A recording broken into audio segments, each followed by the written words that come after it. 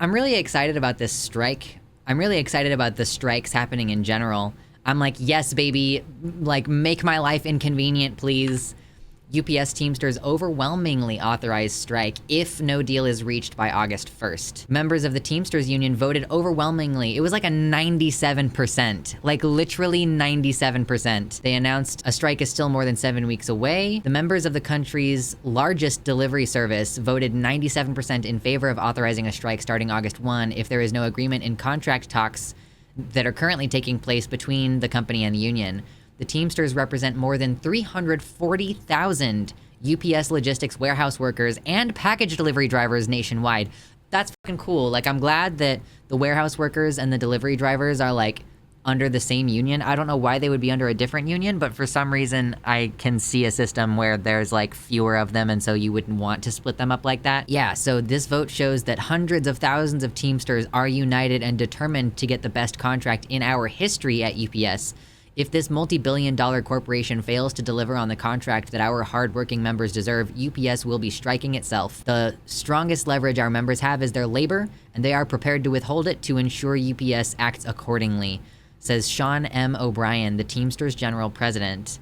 Haven't had a strike this big since Jimmy Hoffa. Right, and the great thing is, the thing that I absolutely adore about this is that they probably will succeed because, I mean, that's a huge number of people. 300,000 people, like almost 350,000 people striking and going, nope, we're not doing this. Like, it's going to drive up prices for the wages for other people in the same thing. Like, okay, so if they manage to get their demands, then it's gonna be so much better to work at UPS versus working at Amazon. That it's, yeah, as a USPS employee, this is gonna make my life harder. Listen, Z, I fucking salute you. Our folks in blue, that's the real MVPs. That's the real MVPs in blue that we be in saluting. Like, fuck the police, but you know what? The USPS is where it's at.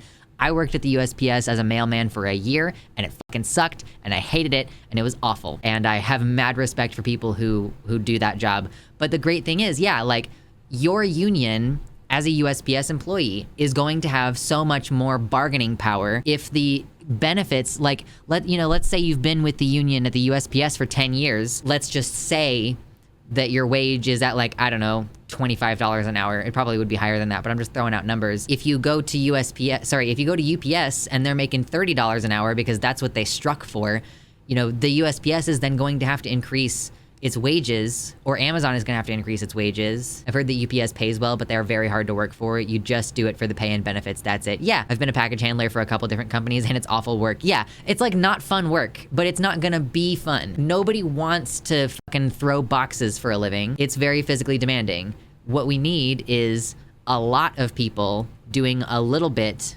of that kind of work. Like, you shouldn't have 12-hour days at the UPS warehouse. You should have like 6-hour days, maybe more like a 4 or 5-hour day at the UPS warehouse if you're gonna be doing that shit at all. But so for the time being that we can't automate it, yeah, I'm handling a lot of packages to support my boyfriends. Yeah, true. So yeah, it's not a fun job.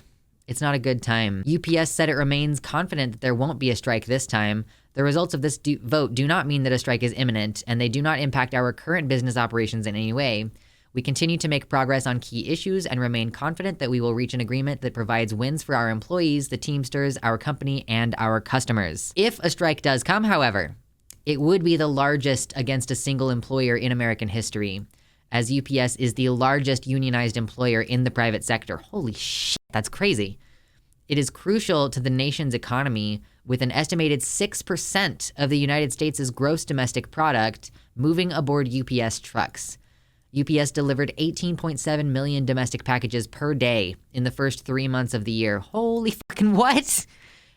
Wow. 18 million domestic packages per day in the first 3 months of this year. Wow. Yeah, that's gonna fuck the economy over pretty hardcore if they do successfully strike. Let's fucking hope they don't, I guess.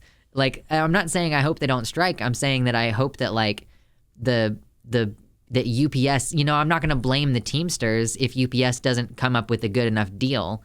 That's some serious negotiatory power. Like, fucking 6% of the total GDP being moved through UPS trucks, like purchases. The current 5-year contract will expire July 31st, meaning a strike could start August 1 if there is no agreement on a new deal. But there have been signs of progress at the table. This week, Teamsters announced that they had reached a tentative agreement on one of the key issues in negotiations, which is its push to get air conditioning for UPS's fleet of 95,000 delivery vans, the overwhelming majority of which have only a single fan to combat heat on hot days. Let me tell you, as someone who used to work in one of those UPS trucks, like the aluminum square box, the kind of like iconic USPS vehicle, they have some newer vehicles that it's more like an elongated van, and those have air conditioning and backup cameras. But the old box that you're in, it's got heat. Sure, it's got heat coming off of the engine if you need it in the winter, but it does not have any air conditioning. It only has one fan, slightly off to the side of the steering wheel. And yeah, that's like, it's getting hotter and hotter outside every summer, so it's more and more dangerous work. And yeah, man, it fucking sucks. Like, I feel like I'm surprised and lucky that I didn't have much more serious heat-related illness. I guess I was lucky because a lot of my routes didn't require being in the van all day. So it was literally cooler outside, and I could pause the van and stop and get out and walk down the street and back up. That's how a lot of routes are. If you don't live in a place where there's a bunch of mailboxes along the side of the street, it's usually a situation where they have to park and get out and walk down the street and back up with a certain, their mail is like organized to hit each house in order, and then come back to the van and like scoot over to the next street or whatever. So I think that's the main reason why it wasn't as dangerous as a USPS worker for me, because I got out and walked so much. If you're in UPS and your primary job is to deliver all day, and you're trapped in a vehicle that's like 120 fucking degrees inside, like you can't, like it's not workable. So they have made some progress on that. Yeah, union has argued that beyond the issue of driver comfort, the lack of air conditioning is a health and safety issue for members.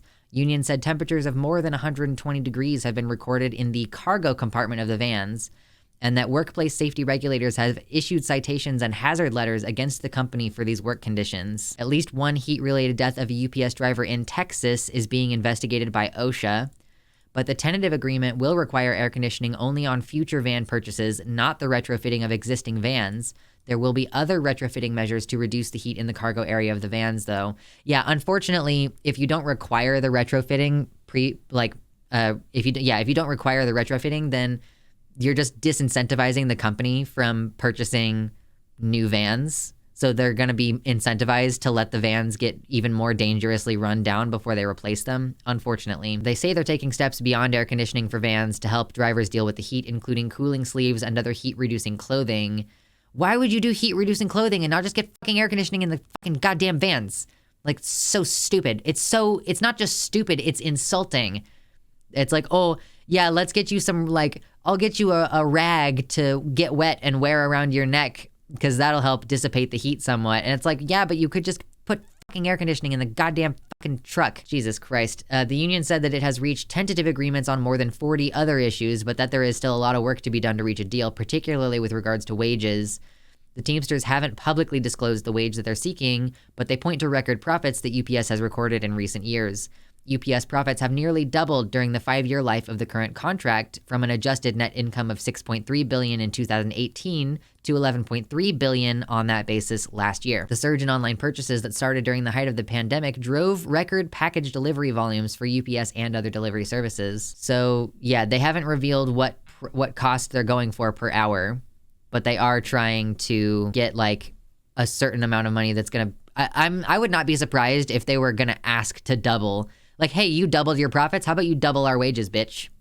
You really think that that's gonna fly? Will a strike be avoided? Yeah, they're expecting there to be a win-win-win, according to the UPS CEO. I don't know. Yeah, O'Brien, who actually is the Teamster president, while acknowledging the progress that has been made, refuses to say whether he thinks a strike is likely or not. Quote, when you get into the meat and potatoes of wages and benefits, things can get very dicey, very controversial, he told CNN. Our goal is to get the best deal to avoid a strike. If UPS does not give us what they know we need and want, then they will be striking themselves. I like that he's phrasing it that way. It's not that we are striking, it's that they are striking themselves. Like, they have fucked themselves by not providing appropriate compensation. Yes, UPS, please turn me into a moldy swamp cooler instead of paying for the fucking air conditioning. I don't know. Like, do I think there's going to be a strike? Probably. I doubt that they're going to give them what they want. I personally, if I was a person making decisions with the union, I personally would not accept the existing vehicles are not going to be retrofitted. I would be like, no, because I would point out exactly what I just pointed out, which is that that's just incentive for them to let the current trucks like fall into increasing disrepair instead of buying new ones. Because ultimately, I don't think that I don't really think that putting air conditioning in these vehicles would have been that much more expensive in the first place. Like, do I think that the air conditioner was so much more expensive to put in these vans or in these trucks when they were being manufactured? Or do I think that that was a deliberate choice? Like, maybe, I guess it doesn't matter how much money it would have saved. If it saved literally $1 on the production, I would imagine that a company would be willing to make that sacrifice on the end of worker safety in order to save themselves $1 per truck that they have produced. But I am an extreme cynic at this point with the capitalism. I am a very big cynic, and I don't trust people, so that's just my prerogative. Hello, it's July. Thank you to my patrons, especially Tiago Nascimento, Mersh Rolvag, Amanda B., Michelle Frattaroli, Danielle McDonald, Sarah A., Spooky Heather Sylvia, Athiet, Robin Olson, Michelle Winter, Wellington Marcus, Jamie Jam, Past Null Infinity, Desi Quiche, Nova, Suzanne Maynard, Mr. Atheist, Elizabeth Bartell, Sojo, and Kevin Young.